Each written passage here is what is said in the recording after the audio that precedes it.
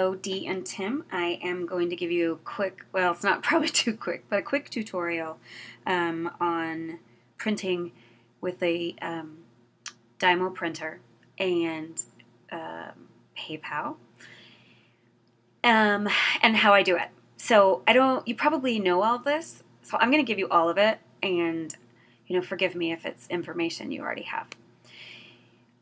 So I'm on a Mac. Hopefully things look pretty familiar for you. I've got a maxi skirt that was a giveaway that I am going to ship for real. So I'm going to mark this as invoiced and paid as a giveaway. Got it in here as free, $0. And I've got the mailing address for Jennifer. And how I get this to work with PayPal is once I have a bunch of stuff that's ready to ship, this one is not, so I'm going to unclick this because I've got to invoice her. Everything that is clicked, invoiced, and paid goes into my CSV download, okay? So I'm going to click here and show you what I pull in. So you can pull in reports that are all your sales, all paid and unshipped, all unshipped, and then all fulfilled, if you want to, from a reporting perspective. But for me, it's about shipping, right? So for us, we want to do all paid and unshipped, okay? I'm going to click here to download. Let's get this opened up. So here is the report. It's kind of hard to see because there's not a lot on here, but it has a lot of information how to shop the row that you do not need for shipping.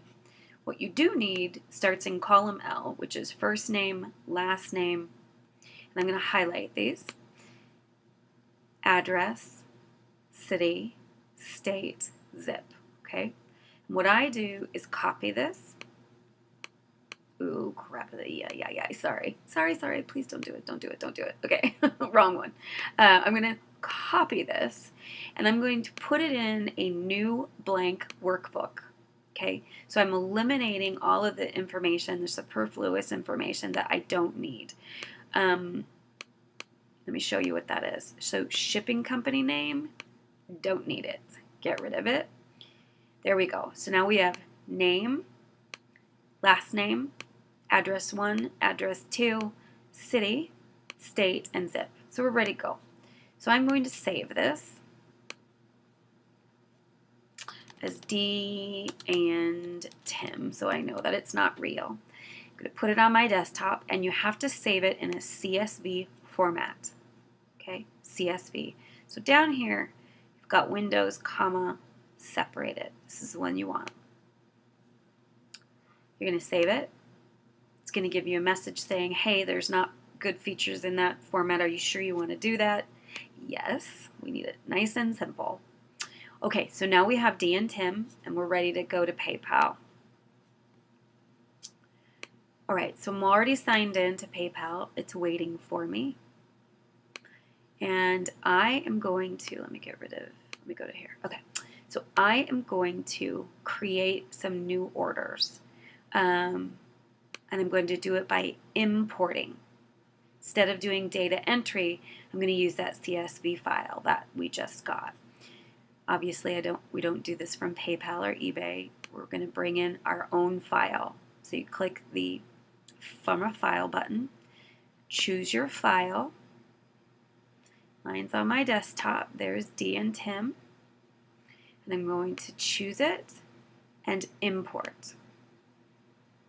Going to do its thing. Okay. Now there are fields that you can map. You can simply and easily drag the ones that you want. Shipping first name, shipping last name, right? That makes perfect sense. You just drag it and crosswalk it and fill in the blanks basically with the information that you already have. You also have the option then, let me finish this, drag and drop, then to save this mapping, and I did, and you can name it LuLaRoe, and so next time you come here it'll be already worked for you, and all you have to do is say import. You'll see right here mapping. This LuLaRoe is the one that I use. Okay. Alright, so I've drug the fields, mapped the fields from the CSV into PayPal system. Okay, just crosswalk it and pull it over. If you make a mistake, you merely undo it, okay? So once those are in place, you hit done, and it's going to bring everything in. So it says that one of my orders is inputted. Yay! There were no errors, and I've had lots of errors. Took a long time for me to kind of get to this place where I am able to get clean CSV files, copy and pasting them, and then getting them imported. It took forever. All right, so we've got Jennifer Daniels. She needs to be shipped. You're familiar with this. So she's got a maxi skirt. Oh, I wonder how much this will weigh. It's right here. Let me quickly weigh it. I'll add an ounce or two for packaging. Maxi skirts are heavy. I don't know if you guys have maxi skirts, but yeah. Oh my goodness. All right, so this has to go. It's 14.7 ounces by itself with no packaging, so it's going to be 15 ounces. Let me see here. Let's do this first class parcel, thick. I can go down to 15. Oh, I can go to a pound. Oh, sweet. We'll be good at a pound. Because I'm at 14 and a half right now. Perfect. All right, so I'm going to mail this.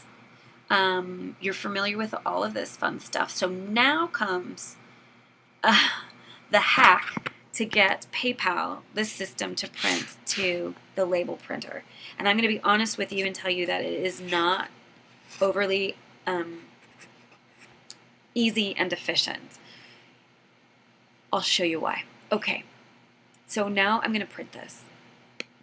Print, and it's going to say, you have selected to print labels to a label printer. However, label printers are not officially supported on the Mac OS. Labels will be printed to a standard printer. So that's my issue. If you have a Mac, this is the problem. If you don't have a Mac, you're probably okay. So whatever, I work through it.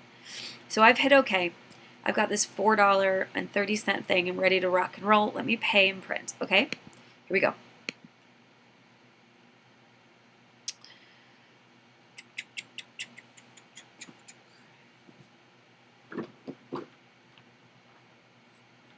Hang on, guys. You don't know this, but I forgot to plug in my printers. Let me plug it in really quick. It happens to be right next to me. Okay. So it's ready. All right, so it's printed. It has the sample here. I'm sure this looks exactly like it does for you. And it says, check to make sure your printer will print labels correctly on 8.5 by 11 paper. Okay, well, I'm not doing that. I'm doing a label. So watch what I do. Print the label button I use right here. Okay. It defaults to my DYMO label printer because I told it to. Okay. I'm only printing, you can see that it has 2 pages. I'll show you what it has. It has runoff because it's in a 4x6 label, so it goes to the second page, which is ridiculous. So what I do is I click from one page to one page just to make sure that I'm not printing 2 pages. And here is a little bit of the challenge. What I do next to try and keep it from malfunctioning is I open it in a PDF preview. I have sometimes, because I'm on a Mac, I will have challenges printing to the label printer, like it warns me. And it'll print one, and then it shoots out 3 of them blank. So, you know, not a big deal. I just manually put them back in and feed them through, but that's sort of my challenge. So you can do it this way. I'll show you both ways. So from here, you can see it's scaled to 90%. I don't like that. I want it bigger. And I feel like, no, that was too big. I think it's 96%. Yeah, 96% makes it a little bigger, easier to read on the label printer. And then I just merely click print. Now, if I have 14 of these in queue, it won't print one. It will, let me repeat, it will not print any when there are more than, I think it's like 3 in the label printer. So I'll walk you through that as well. All right, so let me just print this. So you can click here and print. What I do to help with the malfunctioning with the Mac is I open it in a PDF preview. See this little thing right here? Okay, so this lets me see exactly what's about to come on out. And this button down here says print. It looks great. I'm doing 1 page. I'm going to scale it and make it a little bit bigger. See, from here I can fill the label printer, the label itself, a little bit bigger. Yeah, so I'm going to do it at 110. Again, it's just me being a little retentive. You don't have to do this. Okay, then I'm going to print. Let me get that done.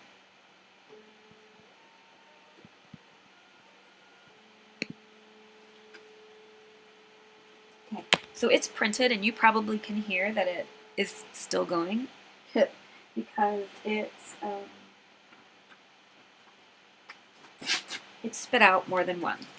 But it's perfect. It looks great, and I'm going to use it. So that's easy. And then, of course, I think you do this, you hit OK, and that confirms that the printing is done.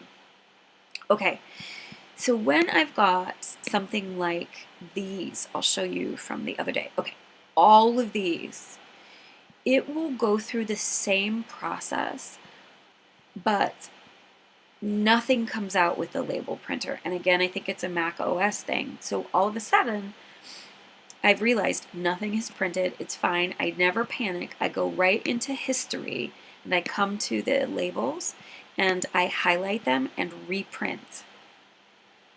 And that's how I get it to work. That's the little hack.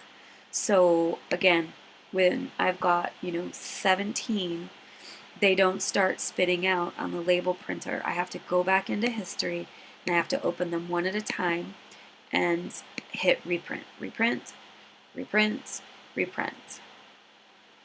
And that's it. I hope that kind of answers. I don't know if that's all you needed, but this is how I get this to work, so I am not manually entering anything.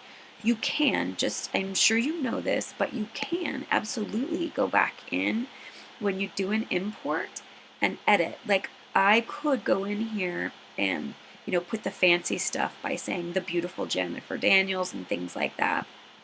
You could also, if you wanted to, just edit the customer information and do that here, right? You just put in the beautiful Jennifer Daniels and then it'll bring it over into the CSV file. So anyway, I hope this helps. Let me know if you have any questions, and I'll be talking soon. Thanks. Bye, Tim. Bye, Dee.